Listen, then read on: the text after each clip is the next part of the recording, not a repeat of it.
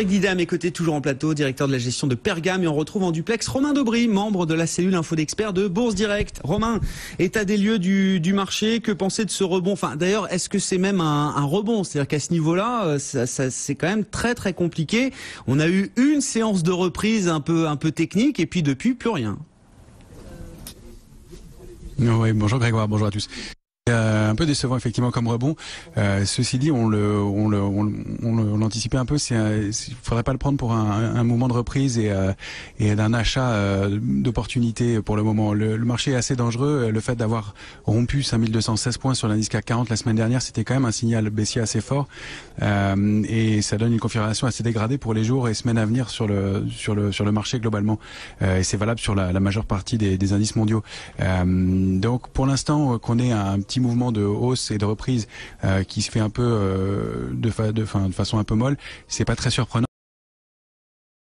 Qui vient freiner ce mouvement, enfin qui vient fausser les conditions normales du marché, c'est qu'il y a l'échéance des marchés dérivés demain. Donc c'est l'échéance du mois d'octobre, c'est pas une échéance majeure, mais ça joue quand même sur les positions et sur les mouvements en place. Donc ça pourrait avoir une petite incidence dans les 24 heures à venir. Il sera toujours intéressant de regarder l'évolution des marchés après l'échéance des marchés dérivés. Donc ça a lieu toujours pareil à 12h sur l'Eurostoxx, midi, et 16h à Paris. Donc on regardera le comportement du marché après ça. Tous les mois précédents, souvenez-vous, depuis 6 mois, 7 mois maintenant, il y a eu un mouvement qui a été contredit au moment de l'échéance et le mouvement a été contredit ensuite assez rapidement, soit juste après l'échéance, soit en début de semaine suivante. Et donc ça vient d'ailleurs conforter un scénario de reprise du mouvement baissier qui pourrait se produire en début de semaine prochaine ou même un peu après l'échéance. En fait, sur l'indice parisien, là à court terme, on est dans une petite figure en biseau haussier qui, comme son nom ne l'indique pas, est une figure baissière. Cette figure, elle s'inscrit donc dans des cotations qui sont à la hausse dans un canal de plus en plus étroit et ce canal pointe vers 5256 points au maximum à jeudi prochain. Donc à chaque jour le niveau de danger, le niveau d'alerte est un peu plus haut. Pour aujourd'hui il est aux alentours de 5130 points. On l'a préservé ce matin, on l'a vraiment touché au point près. Donc c'est un marché qui est extrêmement technique et c'est des mouvements qui sont assez connus, assez classiques dans un mouvement de baisse. Il y a un moment où le marché, où les investisseurs oublient ce qui s'est produit et en profitent pour acheter. Comme ça a été le cas depuis 2015, ça offre des opportunités et je pense que c'est un peu la configuration à laquelle on assiste pour l'instant. Je m'attendais à ce que ce soit un peu plus violent, mais ça veut pas dire que ce soit terminé pour le moment. Maintenant, la reprise du mouvement baissier donne des cibles graphiques plus basses sur l'indice parisien. On a une douzaine de pourcents à perdre encore sous 5250. Donc ça donne des cibles graphiques aux alentours de 4800 points, peut-être un peu plus bas. Sur le DAX, la configuration est bien dégradée aussi. Et là, il y a des cibles de l'ordre de 16%. Pareil sur le Nasdaq et le Dow Jones, voire le S&P. Donc tout ça sont des mouvements de correction importants qui peuvent faire un peu peur, mais ce ne sont pas des mouvements de nature à retourner la tendance haussière de fond. Et on pourrait perdre 20% sur le Dow Jones ou sur le S&P sans que ça remette en cause la structure haussière de long terme. Donc vous voyez qu'on n'est pas encore dans un mouvement de retournement de marché, mais des mouvements qui sont quand même assez brutaux, assez violents. Donc pour l'instant, il y a encore de la couverture dans les portefeuilles. C'est pour ça que les niveaux de 5100 sont manifestement défendus. Mais il y a un tout petit intérêt, une toute petite position ouverte. Donc il y a un peu de couverture, mais pas beaucoup d'options. Il y a la moitié des options de ce qu'on avait sur le mois de septembre dernier ou le mois d'août.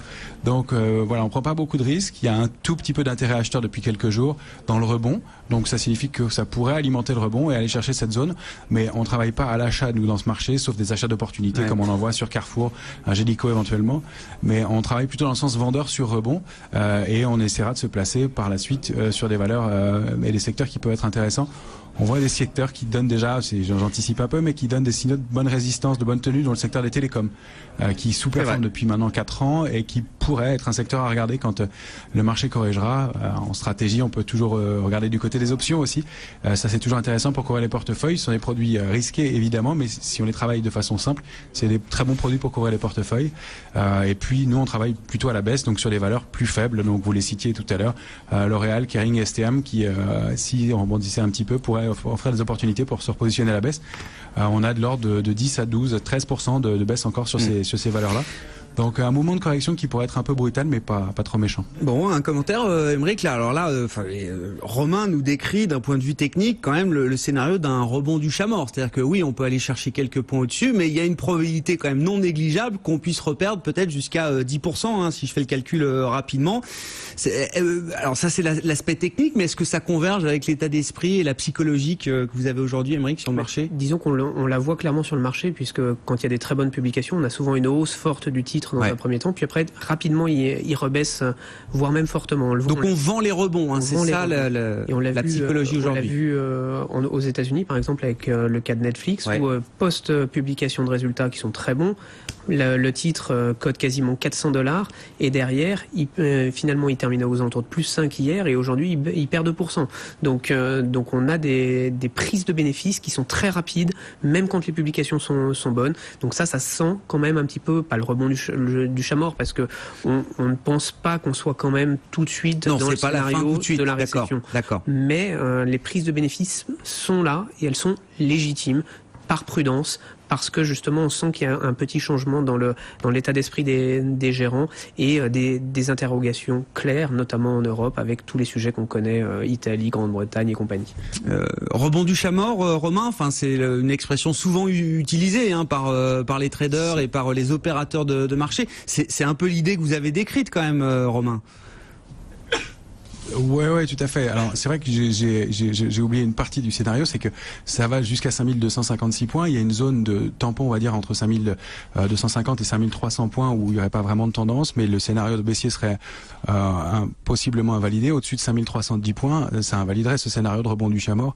Voilà, donc ça laisse des plages de fluctuation importantes, mais le marché étant assez volatile et assez nerveux, voilà, c'est au-dessus de ce niveau-là qu'on abandonnerait ce scénario.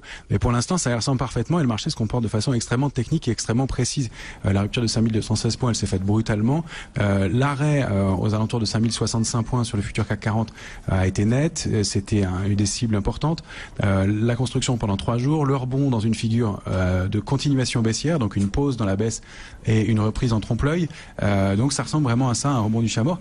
Et sur la plupart des valeurs moteurs de la hausse, la configuration est très dégradée. On voit L'Oréal ou Kering, elles ont encore un potentiel de baisse qui est pas monstrueux, mais qui est assez marqué, et elles ne font pas du tout de filière de retournement. Quant aux valeurs sur lesquelles il y a les valeurs du CAC en général, on peut y trouver quelques opportunités, mais on n'a pas envie d'acheter ce marché dans l'immédiat. Les configurations sont pas haussières. Donc oui, ça ressemble à ça. Et puis alors, je parle pas des GAFA où là c'est encore assez dégradé. Les proportions de baisse sont assez intéressantes, du même ordre que le Nasdaq, un peu plus que les indices Dow Jones et S&P, mais on a environ entre 10 et 15% en moyenne de baisse possible encore sur ces valeurs-là. Voire plus si on regarde une valeur comme Facebook, qui est quand même la pire configuration de toutes. Elles sont vraiment au bord du précipice, et elles ont déjà donné des signaux de prise de bénéfices marqués. Je pense que c'est pas complètement fini, et je crois que cette habitude de payer tous les creux depuis 2015 peut être risquée dans l'immédiat. Maintenant, par la suite, pourquoi pas, mais je pense que ça tourne un petit peu du côté des secteurs, et je suis pas sûr qu'on trouve des intérêts dans l'immédiat à repayer ces valeurs-là. C'est toujours pour moi cette phase de distribution, et donc les grosses mains enlèvent la pression, et c'est pour ça qu'il y a les titres qui surperforment très nettement. C'est plus par faute de pression baissière que avec une pression acheteuse marquée. On le voit dans les volumes, et les volumes sont toujours beaucoup plus lourds à la baisse pour l'instant, et les intérêts très faibles. Donc c'est un marché qui reste dangereux. Ça peut durer quelques jours. On vise beaucoup les élections de mi-terme. Je me méfie de ce scénario qui devient un peu consensuel aussi pour l'instant. Bon, une logique qui arrive peut-être un peu à bout de souffle, et c'est vrai qu'on voit plutôt des rebonds qui sont mis à profit pour être vendus, pour sortir un peu du marché, ou des valeurs sur lesquelles on a engrangé beaucoup de plus-value. Vous parliez des GAFA, elles sont toutes dans le rouge actuellement à New York. Est-ce qu'on peut terminer rapidement, Romain, en disant un mot du pétrole, parce que je vois que le pétrole continue de baisser encore aujourd'hui. On perd plus de 1% à nouveau, et je me demande si on n'est même pas passé sous les $79 pour le baril de Brent. Le pétrole de la mer du Nord qui était à $86 il y a encore quelques jours, ou une paire de semaines. Ouais, tout à fait. Mais on l'avait évoqué, on avait franchi un trading range important, 71, 30, 79, 80 sur le Brent toujours. Et donc ça ouvrait la voie à une accélération haussière plus importante. Elle a eu lieu jusqu'à 86. Le problème dans ce mouvement-là, c'est qu'on constatait que la position ouverte sur le pétrole décroissait au fur et à mesure que les prix du pétrole montaient. C'est ce qu'on appelle une divergence baissière. Il y a les positions ouvertes sont déclarées, donc l'intérêt, les grosses mains du marché qui rentrent sur ces positions, en position sur cet actif, diminuaient alors que le produit baissait. Donc c'est absence de pression baissière, ça laisse monter l'actif, mais c'était dangereux. Et là, en repassant sous les 79,80, on donne un petit signal de baisse qui pourrait permettre de perdre une dizaine de pourcents et retourner vers le bas du trading range. Donc pas de nature à retourner la tendance encore une fois sur le pétrole, mais à donner un sérieux coup d'arrêt aussi sur les marchés et sur les valeurs pétrolières évidemment. Merci beaucoup Romain. Romain Dobry qui est en duplex avec nous, membre de la cellule info d'experts de Bourse Direct.